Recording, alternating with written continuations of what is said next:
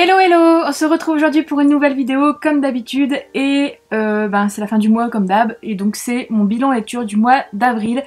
En ce mois d'avril j'ai lu, enfin en ce mois d'avril, on est au mois de mai je pense quand je publie cette vidéo, donc au mois d'avril j'ai lu 7 livres dont pas mal de livres audio, j'en ai lu 1, 2, 3. J'ai écouté 3 livres audio, donc franchement il y a des livres que j'ai bouffés, dont le premier dont je vais te parler, et d'autres où ça a été, voilà, enfin bref, je vais t'en discuter, je vais t'en parler. Et puis voilà, donc du coup n'hésite pas à me dire si tu as lu un de ces livres et tout, comme d'habitude, à partager, blablabla. On va commencer par le premier, donc tu as dû le voir le mois dernier, mais j'avais fini du coup... hors de contrôle, je vais bien me mettre parce qu'en fait on voit mal là, non? On voit mal le bouquin, bon bref. C'est un peu il fait un peu sombre parce que aujourd'hui il fait pas beau, pour pas changer. Donc je disais, j'ai lu Hors de contrôle, enfin écoutez en livre audio Hors de contrôle de Giorgia Caldera, donc c'est le 2e tome de la duologie, enfin... En gros, tu as Hors de portée qui est le premier tome qui parle d'un couple que tu retrouves dans Hors de question et Hors de contrôle. Et Hors de question et Hors de contrôle, c'est c'est une duologie avec les 2 mêmes personnages, chacun, enfin il y a deux tomes pour les 2 mêmes histoires. Ah bref, je m'embrouille, donc tu m'auras compris parce que je pense que tu as dû voir mon bilan du mois dernier, j'espère. Et donc du coup, je te parle de Hors de question, donc là Hors de contrôle c'est la suite. Je veux pas te faire de résumé pour pas te spoiler parce que c'est pas le but. En tout cas, moi, j'en ai déjà parlé en long, en large à travers ce Bookstagram. J'ai eu un coup de cœur encore pour l'écriture de Giorgia Caldera, pour... ces romances qu'elle crée, ces personnages qui sont juste tellement touchants, c'est bourré de sentiments, c'est tellement bien écrit, et voilà quoi. Donc encore une fois, gros coup de cœur. Franchement, si tu n'as pas lu, si tu as aimé nos chemins de travers, je me répète, hein, mais fonce, parce que c'est génial. Franchement, c'est génial, il faut pas passer à côté.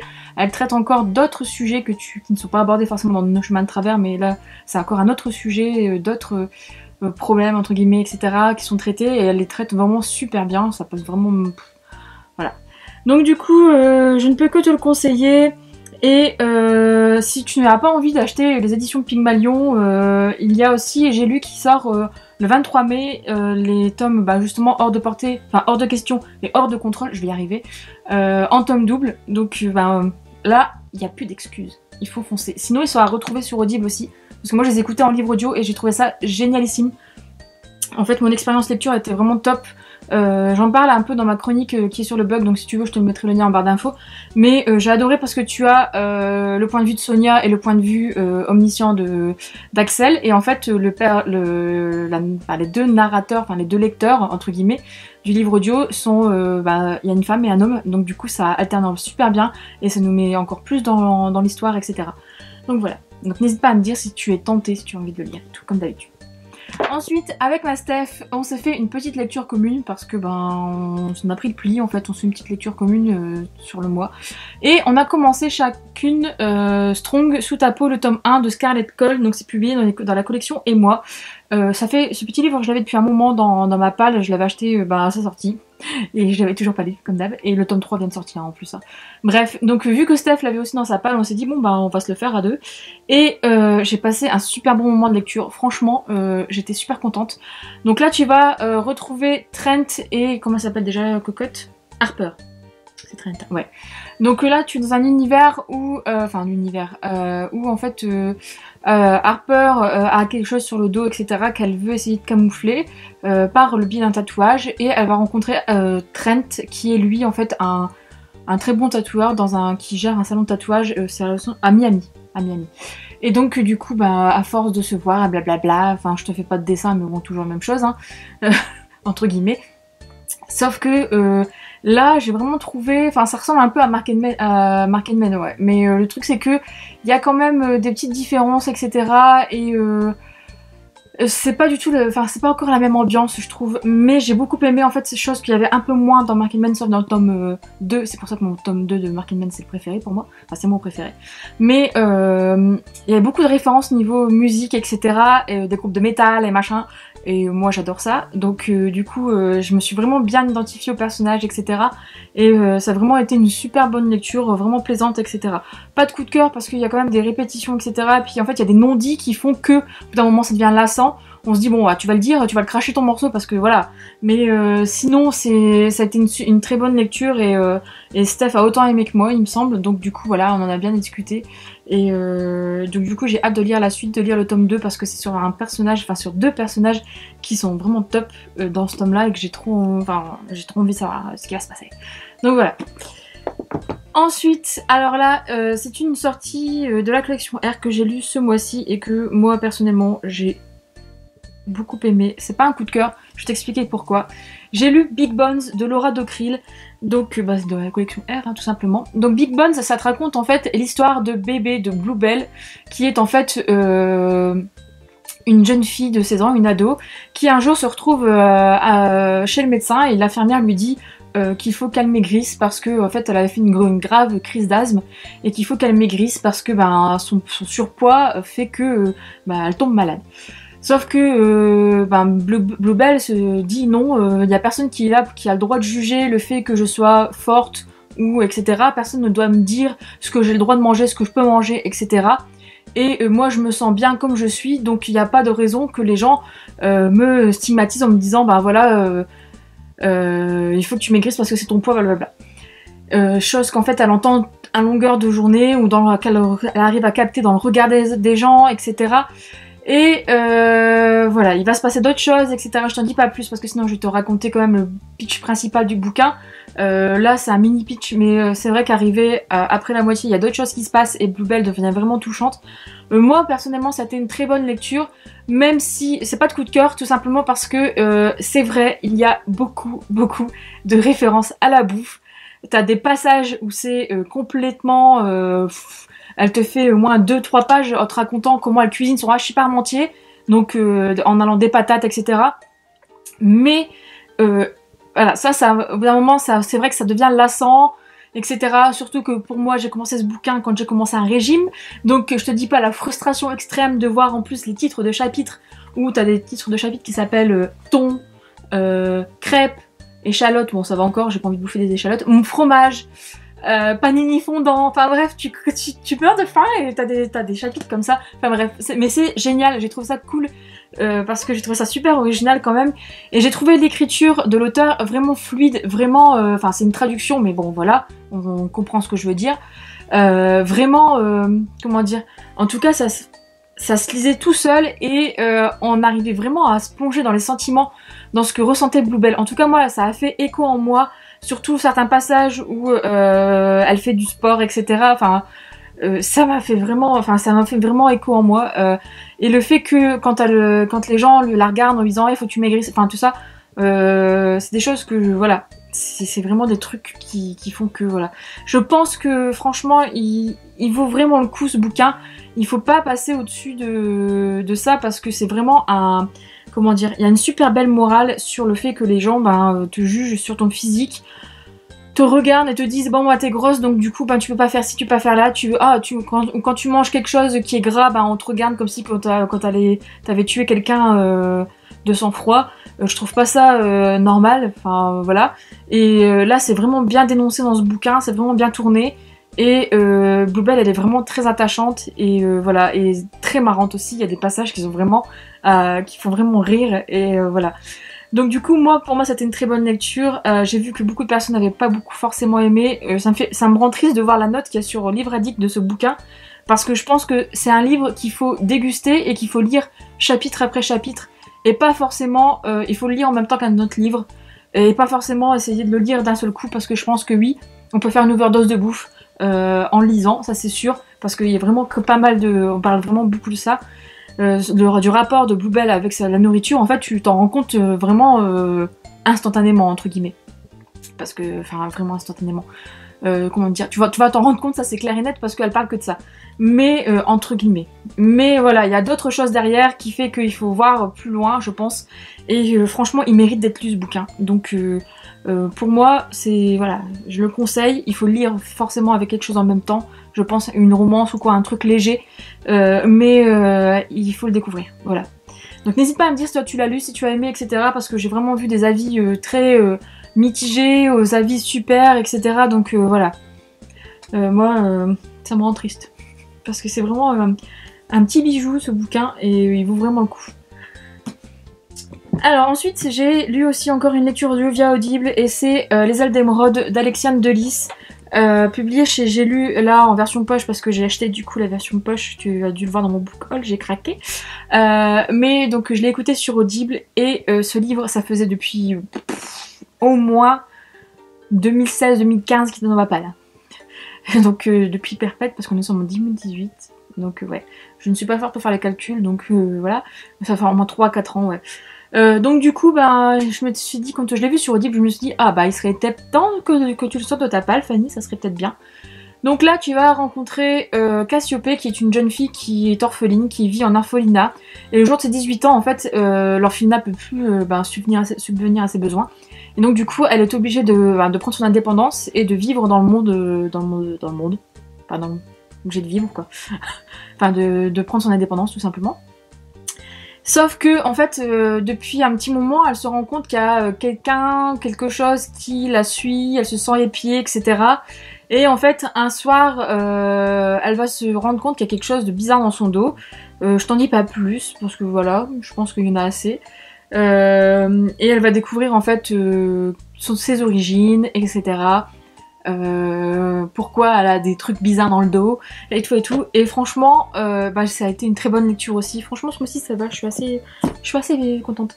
Donc ça a été une très bonne lecture aussi parce que l'univers est vraiment top, l'auteur a vraiment développé un univers original qui sort un peu de l'ordinaire avec une belle mythologie, etc. Et j'ai beaucoup aimé le personnage principal, on sent son évolution et tout et tout. Et le truc c'est que y a beaucoup de références aussi qui m'ont fait beaucoup sourire. Il y a des réflexions qui sont assez rigolotes. Et donc du coup bah, c'est léger, ça se lit tout seul. Et moi j'ai trouvé ça vraiment très bien foutu. Donc ça vaut vraiment le coup. Ensuite j'ai eu peur à un petit moment qu'il y ait un triangle amoureux. Et je me sentais arrivée, je me dis non. Et en fait non, j'étais surprise et tout. Franchement ça vaut vraiment le coup pour ça. Parce que c'est rare que... Enfin ça me surprenne que je me dis bon il y a un triangle amoureux qui arrive, c'est sûr, c'est clair et net. Et en fait voilà. Et il y a beaucoup de choses aussi, j'étais en train de conduire et je me disais oh, il me faut la suite, je continue ou voilà, enfin il y a des choses où vraiment les chapitres se terminent, tu te dis ah non mais il faut que j'écoute la suite parce que c'est pas possible. Et puis en plus la lectrice entre guillemets, la personne qui a fait la version audio, c'était vraiment top, je trouve qu'elle a vraiment mis du cœur à l'ouvrage au niveau des sentiments. Parfois peut-être un peu trop, j'en parle dans ma chronique sur le blog, de toute façon je te mettrai aussi le lien en barre d'infos, mais il y a des réflexions parfois que j'ai trouvé un peu cliché ou un peu bateau. Je pense que c'est le fait de la lecture audio qui font que j'ai trouvé ça moins percutant, moins immersif en fait. Je t'en dirai pas quoi parce que sinon je te spoil carrément le bouquin, mais voilà, c'est des passages où je me suis dit ouais non, c'est un peu too much. Mais bon sinon, à part ça, ça a été une superbe lecture et je regrette pas de l'avoir enfin sorti de ma pile à lire. J'ai vu que le tome 2 était dispo sur Audible, donc je pense que je vais me faire le tome 2 aussi en audio bientôt. En tout cas voilà, donc n'hésite pas à me dire si tu as lu ce tome, si tu as aimé comme d'habitude, et puis voilà. Ensuite, j'ai enfin sorti ce livre de ma palle, à l'heure où le tome 2 est déjà sorti. J'ai lu Shades of Magic de V.E. Schwab, donc publié chez Lumen. Et oui je suis toute contente de l'avoir sorti de ma palle et de l'avoir lu. Alors, je pense qu'il est hyper connu ce bouquin, hein, on est d'accord. Là, tu vas retrouver Kel et Lila, enfin plutôt Kel au départ, enfin les deux en fait. Donc Kel qui est, tu plonges dans un monde où tu as 4 couches de Londres, on va dire ça comme ça, vu que c'est expliqué comme ça à peu près dans le bouquin. En gros, tu as le Londres gris, le Londres rouge, le Londres blanc et le Londres noir. Dans le Londres gris, c'est notre monde actuel où il n'y a pas de magie. Le Londres rouge, c'est un monde où il y a de la magie et où il y a un roi, une reine, etc. Et le Londres blanc, c'est un Londres qui n'a pas de magie, mais qui est gouverné par les dictateurs et tout foutoir, et c'est un peu la guérilla là-dedans.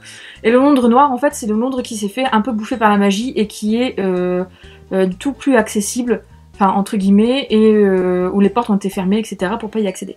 Kel, lui, c'est un Atari, donc c'est un magicien de sang qui peut traverser les différents Londres grâce à différents artefacts et à sa magie qu'il a qui coule dans son sang. Donc un jour en fait il va rencontrer Lila qui elle est une jeune fille qui vit dans le Londres gris et il va tomber sur une pierre bizarre, une pierre noire qui en fait vient du Londres noir alors que le Londres noir n'est plus accessible depuis des centaines d'années. Donc du coup voilà, ceci explique cela, je t'en dis pas plus, mais voilà. Alors, ça a été aussi une très bonne lecture, mais pas de coup de cœur. Je m'attendais à avoir un coup de cœur, sincèrement. Je m'attendais à avoir un coup de cœur parce que, vu tous les avis positifs, tous les avis élogieux qu'il y a sur cette saga, je m'étais dit, oh, tu vas kiffer Fanny. Je m'attendais à plonger dedans et à prendre mon pied dès les premiers chapitres. Ça n'a pas été le cas. J'ai trouvé les 100 premières pages, on va dire, 150 premières pages, assez lentes, assez en fait introductives pour vraiment bien planter le décor. Donc c'est bien d'un côté parce que je trouve ça bien foutu. Au moins l'auteur a pris son temps pour bien planter l'univers, parce que c'est vrai que l'univers est assez quand même complexe. Il faut le comprendre.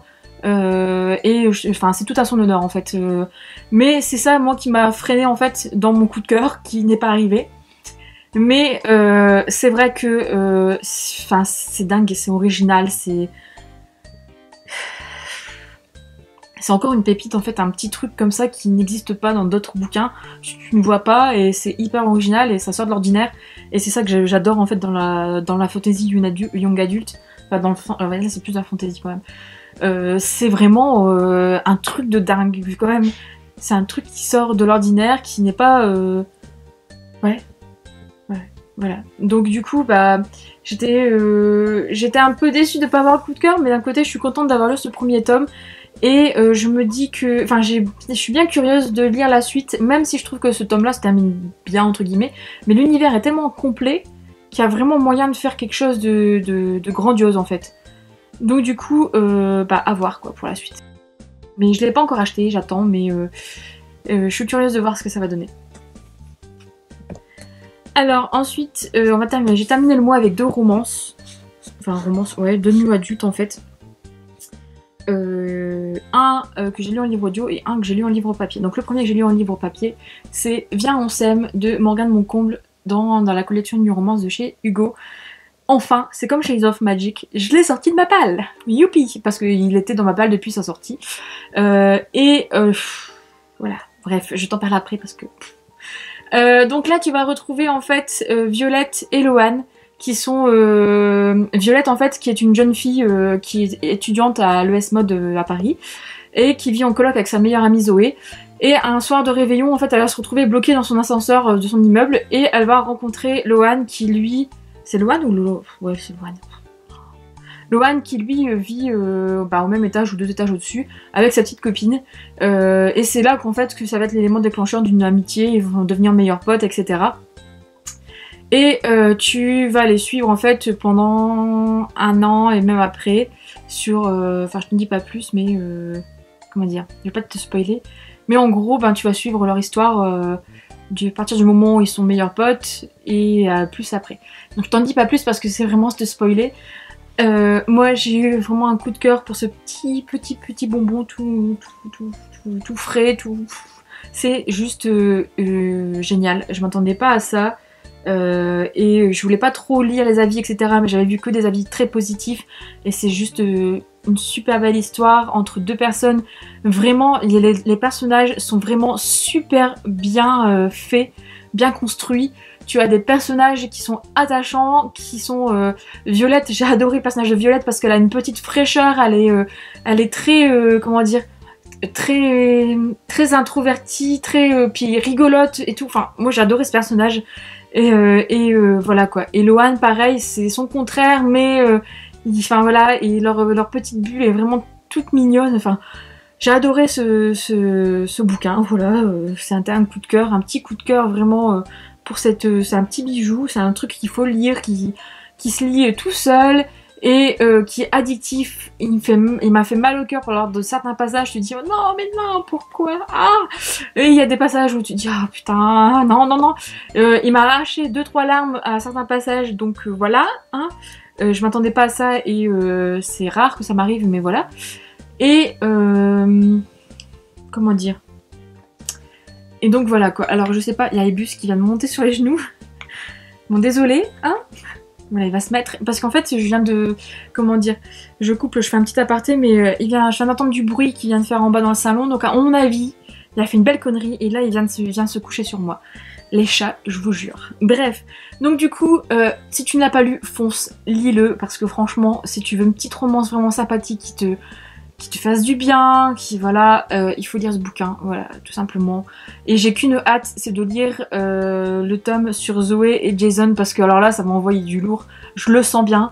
C'est des personnages qui m'ont fait énormément rire, etc. Et vu comment comment dire, vu que c'est chien et chat en fait dans ce tome-là, enfin dans ce livre-là, je me dis, ça va être une tuerie dans le nom c'est... Et moi si tu peux, non je sais plus, enfin bref, il y a une suite en fait qui va apparaître, et voilà, je ne sais plus, c'est au mois de septembre il me semble. Bref, donc n'hésite pas à le lire, n'hésite pas à me dire aussi si tu l'as lu, si tu as aimé, etc. Et le dernier que j'ai lu du coup en parallèle, enfin que j'ai écouté en livre audio en parallèle avec Viens on s'aime, c'est La fille de papier de Erin Watt, publié dans la collection New Romance de chez Hugo. Là, du coup, c'est la déception du mois, c'est la déception qui vient faire tomber toutes ces belles lectures, parce que ben, j'ai pas forcément aimé. Je suis mitigée en fait, tout simplement. Parce que j'ai eu du mal en fait. Au départ, j'aimais bien le personnage principal d'Ella, je la trouvais forte, etc. Sauf qu'une fois qu'elle est arrivée dans la famille des Royals, ben elle stagne en fait, et j'ai eu du mal avec ça. Donc je vais peut-être te faire un résumé avant de te dire ça, mais en gros c'est Ella, une jeune fille qui est orpheline aussi, et qui se retrouve, enfin qui est obligée de faire des striptease pour payer ses factures, etc. Et qui va en même temps au lycée. Et en fait elle se retrouve un jour à être, entre guillemets, parachutée dans le monde des Royals, donc c'est une famille avec 5 garçons, parce que en fait elle est la fille illégitime, entre guillemets, du meilleur pote de Callum Royal, qui était le meilleur pote de son père. Donc du coup, Callum a promis à son père qui est décédé, hein, comment dire, de prendre soin d'elle jusqu'à sa majorité, etc. Et donc c'est ce qu'il va faire. Et donc elle va la habiter en fait chez les Royals avec les 5 garçons. Donc il y a Reed, Sébastien, alors les prénoms des jumeaux c'est Sébastien, et il y a Easton, il y a Gideon, et alors le deuxième c'est le jumeau. Oh, alors que c'est les jumeaux que j'ai kiffé, je me souviens plus. Bref, donc c'est peut-être pour ça, c'est pas c'est bien. Et en fait je pense qu'il y a trop de personnages, donc du coup va pas intensément sur chaque partie, enfin je sais pas, j'ai trouvé ça un peu voilà, flou, etc. Et il y a des passages que j'ai détestés, des passages avec Daniel. Si tu l'as lu, tu comprendras, mais moi j'ai pas du tout aimé ces passages-là, parce que j'ai trouvé ça vraiment... ouais, ben non, mais... Bon, ça c'est... Tout est bien qui finit bien, mais voilà. Moi j'ai pas trop adhéré en fait à ça. Et donc voilà, je disais que du coup, j'ai trouvé qu'Ella se stagnait en fait au fil du tome, et arrivé à la fin du tome, je me dis bon voilà, ça c'est bon. C'est ce que je me suis dit quoi, donc ça n'a pas été forcément... C'est une bonne lecture, mais je suis assez mitigée quand même. Et c'est dommage parce que en fait, je pense que si je l'avais pas écouté en livre audio et que si je l'avais pas écouté en même temps que ça, c'est sûr que j'aurais peut-être plus aimé. Mais voilà. Alors la fin, c'est sûr, elle donne vraiment envie de lire la suite. Mais à partir d'un moment dans le bouquin, je l'ai vu arriver à 15 000 à l'heure. Le truc qui s'est passé à la fin. Je me suis dit, bah ouais, d'accord, c'est sûr, c'est ça. Et ouais, bah voilà. Donc j'ai pas été si surprise que ça. Et franchement, je n'aime pas trop le personnage de Reed. Enfin, c'est un personnage détestable au possible. Donc du coup, quand j'accroche pas avec le personnage masculin en plus, alors là, c'est mal barré. Et donc du coup, ben, je me dis, est-ce que j'ai envie de découvrir la suite avec ce personnage-là? Par contre, j'ai aimé les 2 jumeaux. J'ai aimé leur bordel en fait, ce qu'ils sont en train de... Ils font un truc vicieux, et ça, j'ai beaucoup aimé les jumeaux pour ce côté-là en fait. Et donc je me dis, ça peut être pas mal. Le personnage d'Easton, ouais, alors lui il y a plus de bouteilles entre guillemets, je pense que son tome va être beaucoup plus prenant, mais voilà, je suis pas très sûre. Et sachant qu'en plus si on reste avec Ella et Reed dans le fond, ça va être un peu compliqué. En fait là, ce premier tome, je pense que c'est le fait qu'il y a eu beaucoup trop de personnages, ce qui fait qu'il a pas été si bien, pour moi, si bien perçu en fait. Parce qu'on va un peu partout, et voilà. Même si c'est bien mené, hein, j'avoue, c'est bien mené, etc. Mais voilà, il manque un petit truc, et je pense que j'aurais peut-être plus aimé si ça avait été ça. Donc n'hésite pas à me donner ton avis aussi sur ce bouquin, si tu l'as lu, etc. comme d'habitude. Pareil, n'hésite pas à me donner ton avis sur tous les bouquins que tu as lus, etc. Et puis voilà, enfin que t'as lu dans ma pile aussi, mais bon voilà, comme d'habitude, dans ton bilan et tout. Et puis je te dis à bientôt pour une prochaine vidéo. Je vais aller voir ce que mon chat a fait comme connerie en bas. Et puis voilà, à bientôt!